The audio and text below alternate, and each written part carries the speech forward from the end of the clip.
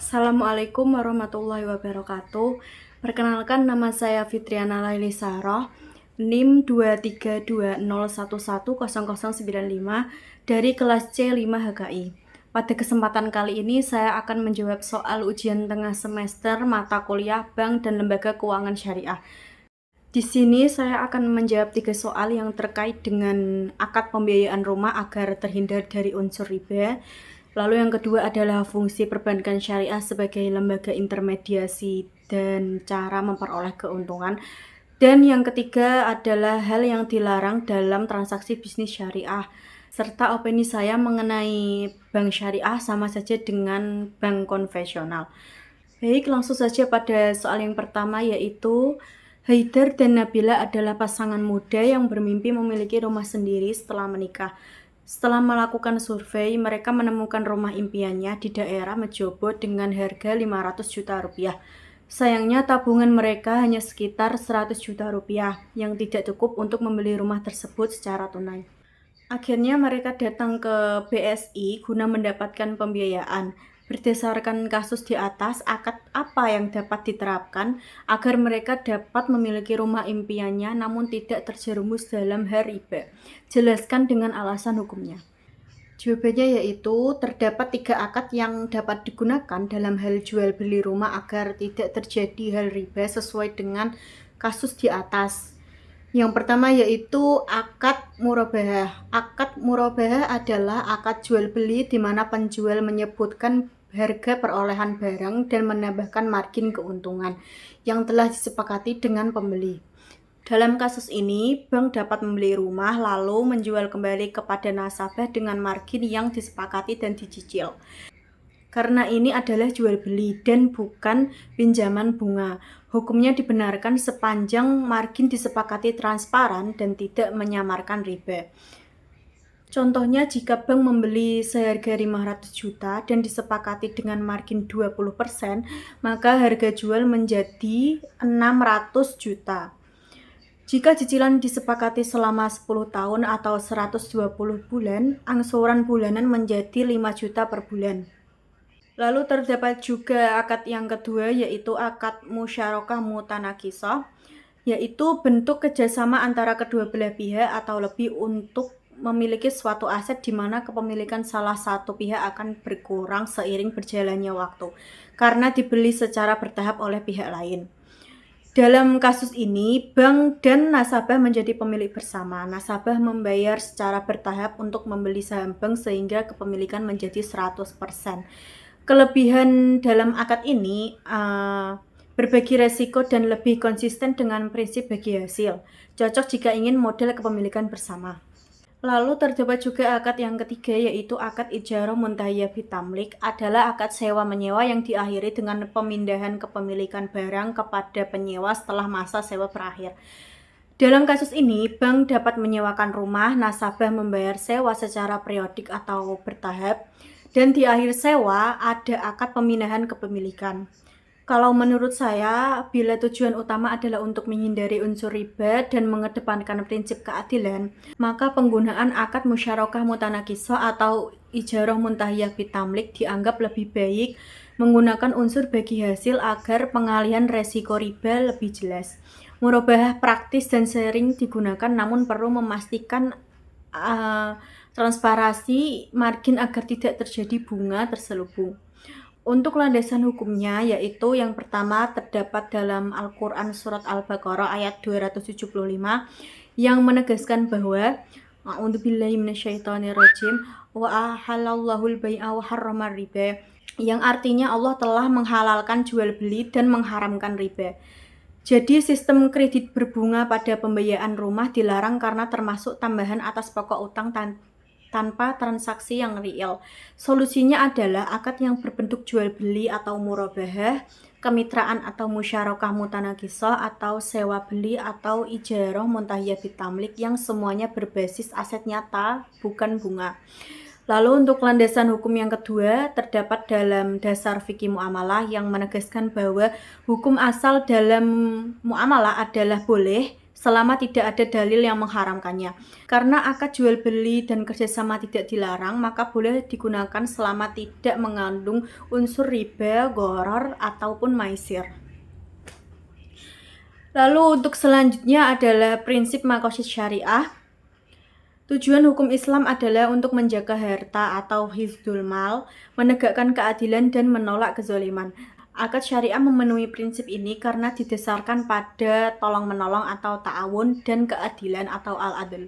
Dengan demikian, akad yang dapat digunakan dalam jual beli rumah dalam kasus yang telah disebutkan dapat menggunakan akad murabahah, musyarakah atau ijarah muntahiyah bitamlik karena sesuai dengan Al-Quran Surat Al-Baqarah ayat 275 yang menghalalkan jual beli dan mengharamkan riba. Dan sesuai dengan kaidah fikih yang menyebutkan asal muamalah itu boleh. Jadi pembiayaan rumah dengan akad-akad yang telah disebutkan tadi itu halal selama bebas dari unsur riba, gharar ataupun maisir. Kemudian untuk soal yang kedua, yaitu jelaskan yang dimaksud dengan fungsi perbankan syariah sebagai lembaga intermediasi, serta jelaskan bagaimana cara perbankan syariah mendapatkan keuntungan. Jawabannya adalah perbankan syariah sebagai lembaga intermediasi itu memiliki fungsi dasar, diantaranya itu mengumpulkan dana dari masyarakat dan menyalurkannya ke sektor produktif. Sumber dana dalam perbankan syariah itu dapat berupa giro atau rekening, atau wadiah atau amanah, deposito atau mudharabah atau wadiah dengan bagi hasil, dan modal sendiri.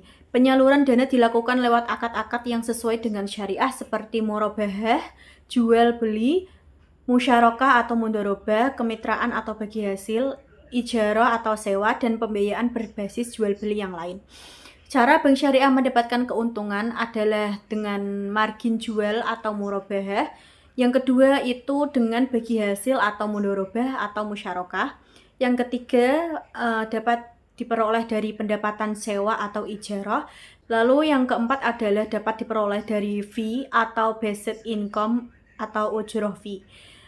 Intinya keuntungan bank syariah berasal dari aktivitas ekonomi, perdagangan, sewa yang nyata, bukan bunga atas pinjaman. Kemudian untuk soal yang terakhir adalah soal yang ketiga. Jelaskan 3 hal yang dilarang dalam transaksi bisnis syariah serta berikan masing-masing contohnya.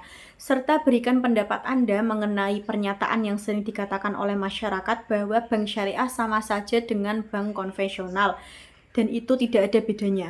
Jawabannya adalah 3 hal yang dilarang dalam transaksi bisnis syariah, yaitu yang pertama adalah riba. Riba adalah tambahan atau kelebihan yang diambil secara tidak adil dalam transaksi utang piutang ataupun jual beli, yang dilarang dalam Islam karena mengandung unsur kezoliman atau eksploitasi. Larangan riba terdapat dalam Al-Quran Surat Al-Baqarah ayat 275 yang menyatakan bahwa A'udzubillahi minasyaitonirrajim, Bismillahirrahmanirrahim, wa ahalallahul bai'a wa harramar riba, yang artinya Allah telah menghalalkan jual beli dan mengharamkan riba. Ayat ini menegaskan bahwa riba hukumnya adalah haram dan tidak sama dengan jual beli. Allah menghalalkan perdagangan karena mengandung keadilan dan manfaat timbal balik, sedangkan riba diharamkan karena merugikan dan menzalimi pihak yang terkait. Contohnya yaitu seperti seseorang meminjam uang senilai 1 juta rupiah dan harus mengembalikan senilai 1.200.000 rupiah. Tambahan 200.000 itu termasuk riba karena tidak ada akad selain utang. Lalu untuk larangan yang kedua yaitu gharar atau ketidakjelasan. Gharar adalah ketidakjelasan, penipuan, atau spekulasi berlebihan dalam akad atau transaksi yang bisa menimbulkan kerugian bagi salah satu pihak. Larangan gharar terdapat dalam hadis riwayat Muslim yang berbunyi Naha Rasulullah SAW ambai'il gharar, yang artinya Rasulullah SAW melarang jual beli yang mengandung unsur gharar atau ketidakjelasan. Hadis riwayat Muslim. Hadis tentang larangan gharar menegaskan bahwa Islam melarang setiap transaksi yang mengandung ketidakjelasan atau resiko berlebihan karena bisa merugikan salah satu pihak. Prinsip dasar muamalah adalah kejelasan, kejujuran, dan kerelaan, sehingga setiap bentuk akad yang tidak transparan dianggap batal atau tidak sah. Contohnya yaitu menjual ikan yang masih berada di laut. Ikan ini belum jelas bisa ditangkap atau tidak. Dan ada juga contoh menjual burung yang masih terbang di udara. objek jualnya itu belum pasti. Kemudian larangan yang ketiga adalah maisir. Maisir adalah segala bentuk permainan atau transaksi yang mengandung unsur untung-keuntungan atau spekulasi, di mana satu pihak mendapat keuntungan dan pihak lain dirugikan tanpa usaha yang seimbang. Dasar hukum mengenai maisir terdapat dalam Al-Quran Surat Al-Ma'idah ayat 90 yang menegaskan bahwa A'udzubillahi minasyaitonirrajim. Bismillahirrahmanirrahim. Ya ayyuhalladzina amanu innamal khamru wal maisiru wal ansabu wal alzam rijsum min amali syaiton fajtanibuhu fa'alakum tuflihun. Yang artinya, wahai orang-orang yang beriman, sesungguhnya minuman keras, berjudi atau berkurban untuk berhala dan mengundi nasib dengan anak panah adalah perbuatan yang keji dan termasuk perbuatan syaitan. Maka jauhilah perbuatan-perbuatan itu agar kamu beruntung. Ayat ini menetapkan larangan tegas terhadap judi atau maisir dan menyebutnya sebagai perbuatan keji dari setan. Allah memerintahkan orang-orang beriman untuk menjauhinya karena judi dapat merusak akal, menimbulkan permusuhan dan menjauhkan manusia dari keberuntungan serta rahmat Allah. Contohnya maisir yaitu taruhan uang dalam permainan seperti taruhan bola, taruhan balapan, taruhan kartu, atau e-sport berhadiah uang. Dan contoh yang lain ada lotre atau undian berbayar seperti beli kupon atau tiket untuk kesempatan menang hadiah besar. Ketiga larangan ini bersumber pada prinsip syariah yaitu Al-Quran dan hadis yang bertujuan untuk melindungi keadilan, kepastian, dan kemaslahatan umat. Riba dipandang menguntungkan satu pihak tanpa resiko, gharar merugikan karena ketidakpastian, dan maisir merusak karena berbasis untung-keuntungan. Lalu selanjutnya mengenai opini masyarakat terhadap pernyataan bank syariah itu sama saja dengan bank konvensional. Menurut saya secara fungsional, keduanya memang sama-sama lembaga intermediasi yang menyalurkan dana dan menawarkan produk pembayaran. Oleh karena itu secara praktik operasional ada persamaan. Namun secara prinsip hukum dan landasan ekonomi, keduanya berbeda. Bank syariah berbasis pada akad jual beli, sewa, dan bagi hasil, serta diawasi oleh Dewan Pengawas Syariah. Sedangkan bank konvensional beroperasi pada prinsip bunga. Pada praktiknya memang ada kritik bahwa beberapa produk syariah seperti tata laksana tawarok tertentu bisa menyerupai mekanisme bunga dari sisi ekonomi.